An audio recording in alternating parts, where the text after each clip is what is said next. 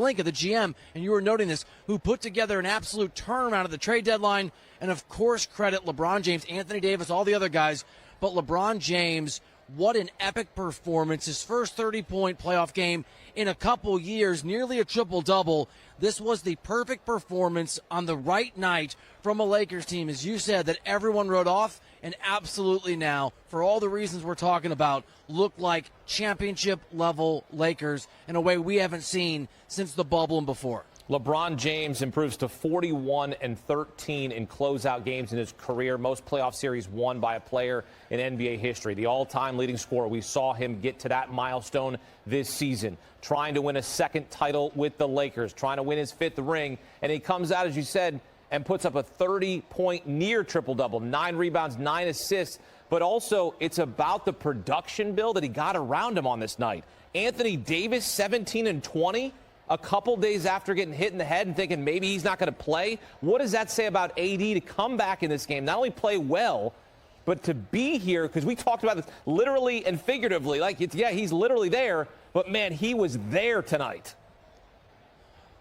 Well, Keem, I'm not going to get wrapped up in the hyperbole, and I don't want to be negative to Anthony Davis, but if I'm going to answer your question honestly, the honest response is I guess he was okay. If you want a straight answer, I mean, the answer for me is I guess the guy turned out to be just fine. But we should, and I should give him credit. He has been inconsistent, even when absolutely healthy, without questions about a head contusion or possible concussion or injuries. He just hasn't been a consistent performer, and he has obviously found his rhythm in this series, and especially at the back end of this series. You're right. Anthony Davis was an absolute maniac in this game on both sides of the ball. And credit his defense, too. I mean, it's one thing to watch it on television, another thing in person to be reminded this guy can play the highest level of defense in the NBA at any point on the floor. He can guard guards out of the perimeter. He obviously can protect the rim. This guy is such a magnificent player on both ends of the ball. And when he plays the way that he did on this night, and LeBron James is doing what he's doing, and the rest of those role players you mentioned are feeding off that energy and that optimism, man, watch out. This is a dangerous, dangerous Lakers team. Yeah, he's the hybrid big, right? I mean, that's what the new NBA is. You got to be a hybrid. He's exactly what that is. When he's healthy, he can be awesome. He can be at an elite level, and certainly hoping to be a problem for Nikola Jokic in the Western Conference Finals. I want to take you back to a critical moment, or what could have been a critical moment in the third quarter, 6 minutes to play. Dennis Schroeder and Draymond Green. Ball right in the face of Dennis Schroeder. He gets a double tech, which I was surprised. What was your perspective on that moment? Yeah, I remember earlier in the game when he got his first technical, I remember just thinking, well, I guess he'll be calm now. It's interesting. It's hard. I know we're watching the video now. It doesn't look like he did anything that we can tell that would warrant that technical, which was the second technical and got him ejected. I will say this. He doesn't really argue, Akeem. You can see in the clip, and I watched it 5 or 6 times after it happened from my seat here at Crypto.com Arena. He doesn't really resist or put up a big argument, and there are some magic words and some magic terms that you cannot say to the officials. So I don't know what was said that may come out in the press conferences later on. It could have been a turning point. It certainly was Draymond Green. It turned out successfully baiting Dennis Schroeder into that moment, but he didn't really put up a fight with the officials, so my best guess, and it's a guess, probably said something you're not supposed to say because he pretty calmly walked away for the night when he was ejected. Yeah, and Draymond Green, who was really great in Game 5, right? He and Andrew Wiggins were really good in Game 5. They were minus 26 plus minus in this game. Like, Draymond Green wasn't effective. Klay Thompson wasn't effective.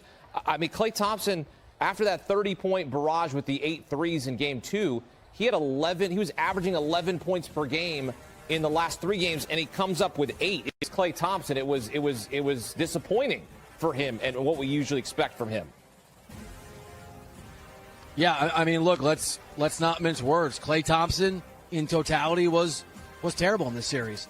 And Draymond Green, I think, in the total equation, especially the standards we've come to expect from a champion, was poor in this series. And Steph Curry, and I know the box score says he scored a lot of points, was absolutely atrocious from the three-point line, which obviously is the thing he's not just best at, he's the best in the history of the sport at hitting three-point shots. And he was bad on this evening. And I wrote the other night, I think we talked about, Akeem, the fact that for me, as good as the Warriors had been up until the point where they lost this series, and as much promise as they had at times in this series, I felt like the dynasty that they put together, the gears of that machine, They were creaky. They were rusty. Something was wrong. And not that they can't compete going forward, not that they can't make runs going forward, but I think this game, this beatdown, this performance by the Lakers at the expense of the Warriors, I think shows us that whatever the Warriors were, even up to last year, a dynasty, a team that could roll to a championship, that's over. It's going to be harder. They've got to make better decisions. They're going to have to get more lucky with health because Klay Thompson couldn't be Klay Thompson. Draymond Green couldn't be Draymond Green. And maybe the most shocking thing, Steph Curry wasn't able to be the Steph Curry that's defined his career in this era in the NBA. And all the way around, that is I don't want to take anything away from the Lakers, but it's a big part of the reason we're discussing what happened because those three players and a lot of the players around them were poor for big chunks of this series. Well, and as you mentioned, the Lakers' identity of being a really good defensive team, they took the Warriors out of who they are. They were 13 of 48 from beyond the arc in Game 6. They easily make 20 in a game. We saw it in this series, and they did not. They did not shoot the basketball well.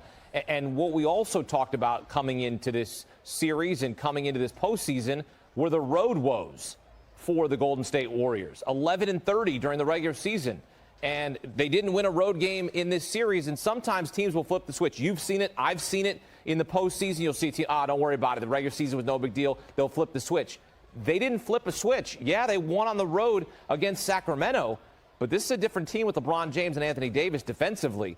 Where do you think the biggest issues were for this team? Why was it such a problem winning on the road? So I think it's a macro issue. We sometimes get caught in big headlines and big stories and we move away from them. But there's a few things. I mean, one thing is they did not develop some of their younger players, guys like Kuminga and Moody and even Jordan Poole, the way the Lakers did. Players like Austin Reeves and other guys, Lonnie Walker IV, who contributed. That's one. I think, Akeem, you have to go back to Draymond Green viciously punching Jordan Poole at the start of the year, and the clear lack of chemistry that was just a problem for this team over the course of the year. And everybody that covers the NBA knows that chemistry matters the most on the road. It's just a different vibe and a different reality. And the fact these guys are older, that Klay Thompson's a little bit older and coming off those injuries, and Draymond Green's a little bit older, and Steph Curry, I think, has several years of excellence left, is a little bit older. There's not a margin for error, and not having some of the depth you need in developing your young players, and not having the chemistry you need when you get punched in the nose, figuratively and sometimes literally, which the Lakers certainly did as a physical team. And again, credit Darvin Ham, the head coach, for a remarkable defensive game plan over the course of this series. You're right. All the things we saw, the fraying of this Lakers dynasty in the regular season, which manifested itself, I think, most obviously in their road woes, came to bear in this series. They did not have the depth they needed. They did not have the chemistry they needed. And when the going got tough, they weren't able as a group to figure it out and in the past do what they've done in the past, which is find a solution as a group. They weren't the team, literally, that they had been in the past. Warriors have 5 different players who will be making $20+ million next season, the most of any team. Steph Curry, of course, Klay Thompson, Draymond Green, Andrew Wiggins, Jordan Poole signed through the 2026-27 season. So they've got the talent to compete. We know that. The window's not closed for Golden State. You can never say that when they've got that talent, it's never closed for them.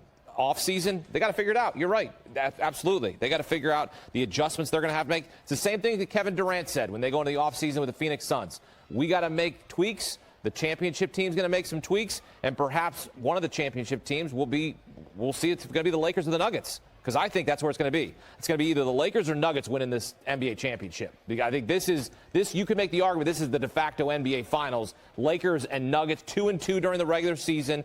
Jokic, LeBron, AD, Jamal Murray. We got Kentucky on Kentucky crime perhaps here with Jamal Murray and Anthony Davis. Like, the storylines are great. Denver's trying to prove that they're an NBA title contender. They are. Can they win it? LeBron trying to win a second title with the Lakers. They beat him in 2020. I'm giving you all the storylines here because I'm excited about this series. Because this is awesome for basketball. This is what basketball needs. This is LeBron and the Lakers against Jokic and the Nuggets. Your initial thoughts on this monster matchup for a spot in the NBA Finals? Yeah, I can't wait. Although, let me circle back real quick to the Warriors' future, because Draymond Green has a player option, and it's not a guarantee that he will choose to stick around. Bob Myers, who is the general manager, he's actually the president of basketball operations, the architect, he is very unhappy with his contract situation, his pay status. So I think there could be major changes here with the Warriors. Draymond could be somewhere else, and their GM could be somewhere else. And I think, to your point, it might be the transition to another era. And that era, maybe it's defined by the Denver Nuggets and Nikola Jokic, and maybe LeBron James says, not so fast. I've been around for 20 years, but I'm not giving up the crown just yet. Because what I think you have in that Denver Lakers series is very possibly the future of at least the Western Conference, or the likely future against a passing LeBron James that just has dominated this game for so long. And one of the, I think, fascinating things about this matchup, to your point, Akeem, Jokic, remarkable player. LeBron James, remarkable player. But this is going to be a real challenge for Nikola Jokic, not just to live up to sort of these standards of I'm going up against LeBron. If you could go into a laboratory and you could craft the perfect defensive player to try and throw at Jokic, it looks a lot like the Anthony Davis we saw in this game and for big chunks of this series. It is going to be a remarkable showdown between these two teams on the offensive and defensive end. Lakers going from a play-in team for playing for a spot in the NBA Finals. Pretty remarkable turnaround from starting the season 2-10, now playing for a spot in the NBA Finals against the Denver Nuggets. Game 1 Tuesday in Denver. Bill Wright, appreciate the breakdown here on CBS Sports HQ. Here we go. This is going to be awesome. If you love basketball, this is going to be an awesome series. Look, I hope it goes 7, because this would be great theater, must-see basketball here between the Lakers and Nuggets. 2-2 during the regular season. Last time they met in the playoffs was 2020 in the bubble. Lakers won that series in 5 games en route to the NBA championship, who they beat the Miami Heat. Miami Heat still alive. They're in the Eastern Conference Finals. They await the winner of the 76ers and Celtics. And the Lakers moving on to the Western